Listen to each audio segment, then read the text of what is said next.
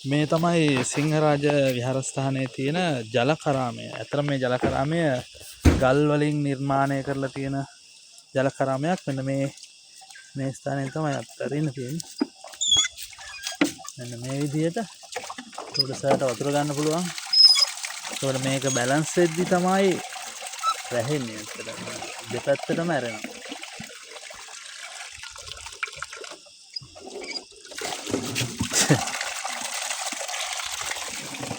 මෙහෙම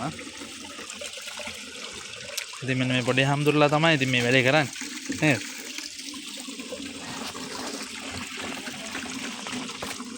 සීතලයි නේද? cool. It's very cool water here coming from the rock here. Very this rock. බලන්න මේ ගල සම්පූර්ණයෙන්ම නිර්මාණය කරලා තියෙන ගල් වලින්මයි. ඒකට මේකේ තාක්ෂණය මේ කරාමේ බැලන්ස් වෙද්දි තමයි වැහෙන්නේ. මේ කණි ගමත් තියෙන්නේ. ඔව්. ආයෙ අරුණා. Stop. This is stone, no? Oh, මේකත් ගල්.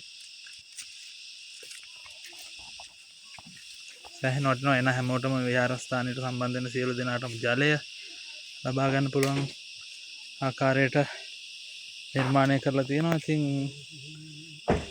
ඉතාම වටිනා නිර්මාණයක්. ගල් කරාමය මේ සිංහරාජ අඩවියෙන් එන වතුර සීතල වතුර. ඕමල්පේ සෝබිත හාමුදුරුවෝ දන්නවද?